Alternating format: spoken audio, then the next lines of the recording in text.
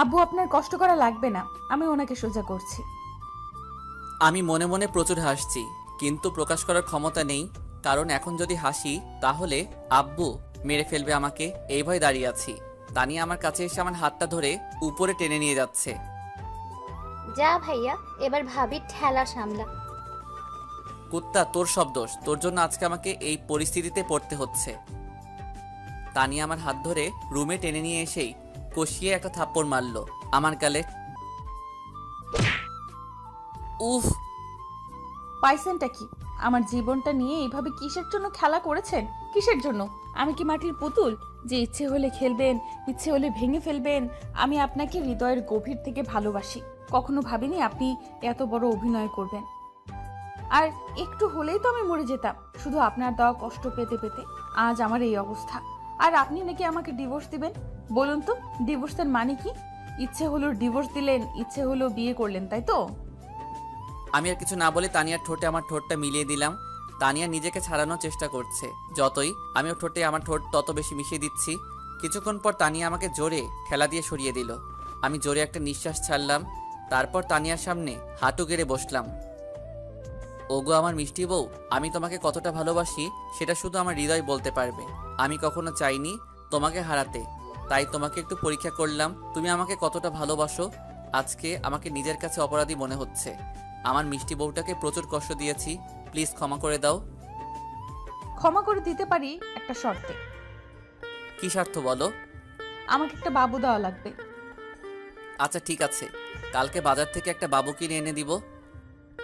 না, আপনি বাবুর আব্বু হবেন আর আমি বাবুর আম্মু হব। আমি অন্য কারোর বাবু নিব না। আচ্ছা সময় হলে দিয়ে দিব।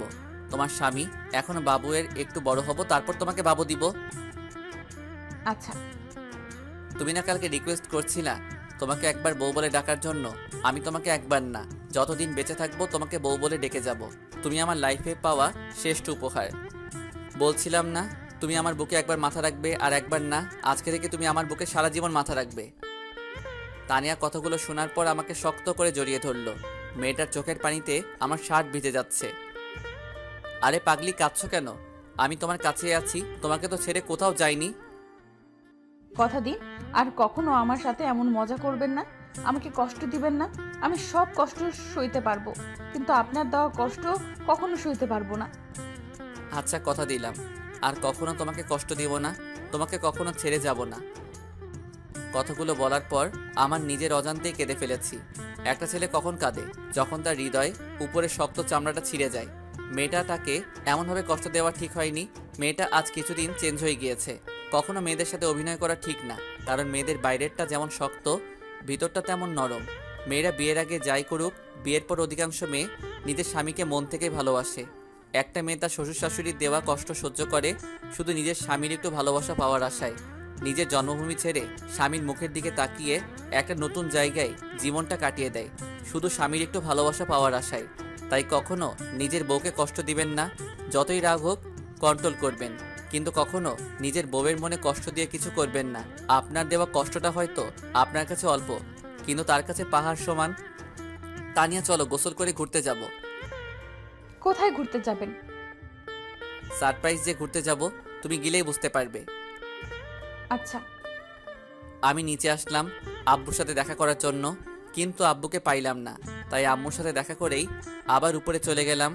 আমি উপরে গিয়ে দেখি আমার মিষ্টি বউটা আয়নার সামনে বসে সাজছে। আমি দরজায় হেলান দিয়ে দেখছি আমার মিষ্টি বউটাকে। বউটাকে আজকে একটু পিচ্চি পিচ্চি লাগছে, তবে অনেক কিউটও লাগছে। মেয়েটা যে দিন থেকে আমার জীবনে আইছে সেদিন থেকেই আমার লাইফটা চেঞ্জ হয়ে গিয়েছে। মেয়েটার মনে রাগ হিংসা কিছুই নেই, শুধু আছে বুক ভরা ভালোবাসা। আমি পিছন থেকে বউটাকে জড়িয়ে ধরলাম। এই দুষ্টু, ছাড়ুন। না ছাড়বো না, ইচ্ছে করছে আমার মিষ্টি বউটাকে এইভাবে সারা জীবন জড়িয়ে ধরে রাখি। হয়েছে হয়েছে, এখন গিয়ে গোসল করে নিন। আমার গোছানো শেষ, আমি রেডি। আর একটু তোমাকে জড়িয়ে ধরে রাখি। হঠাৎ ভাবি আসলো, এসেই শুভ, তোমার ভাইয়া তোমাদের দুজনকে ডাকতেছে। আমি তানিয়াকে তাড়াতাড়ি ছেড়ে দিয়ে ভাবি আসছি। ভাবি একটু হাসতে হাসতে চলে গেল। যান, এবার গিয়ে গোসল করে আসুন।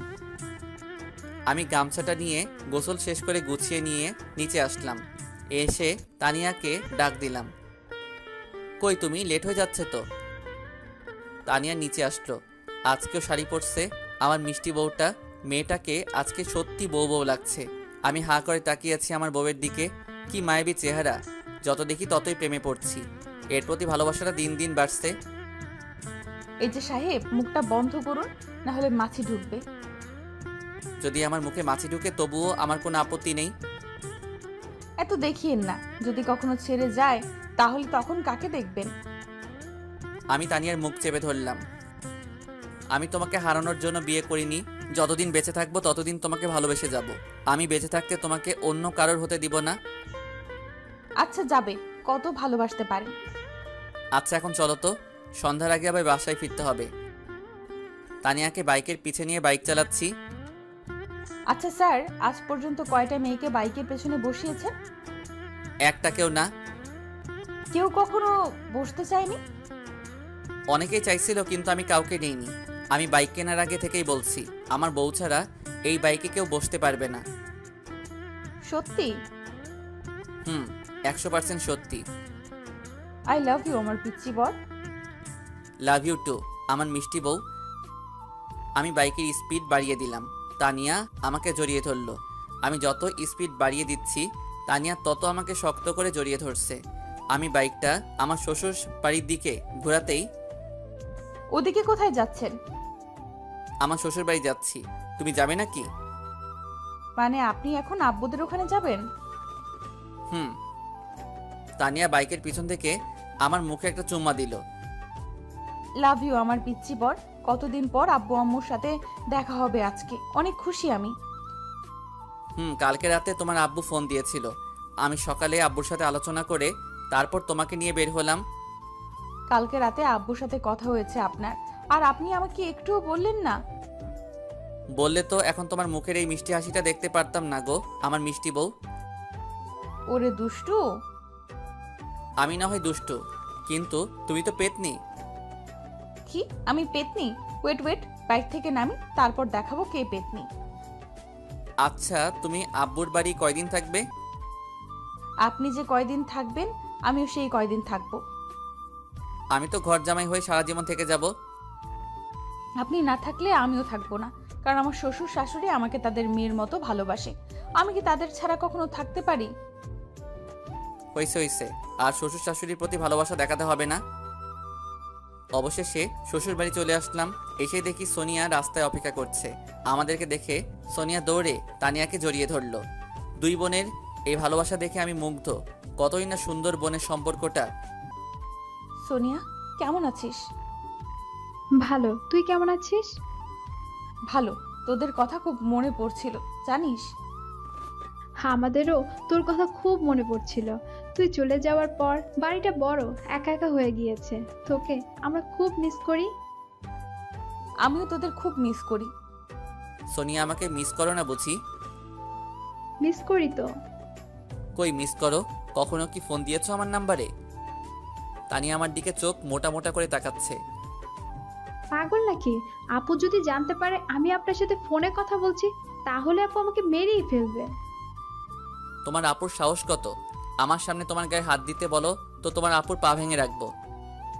তানিয়া আমার জামার কলার ধরে কাছে টেনে নিয়ে এসে, ওই সোনিয়ার গায়ে না আপনার গায়ে হাত দিলাম, দেখি এখন পা ভেঙে দেন।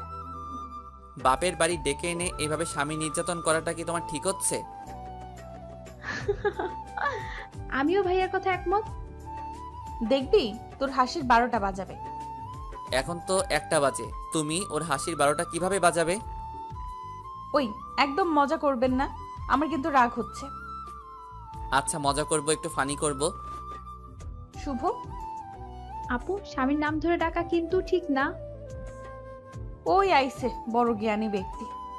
দুর্বল, ভালো কথা বললাম তো। ওই তোমরা আমাকে সারাদিন এই রোদে দাঁড় করিয়ে রাখবে নাকি?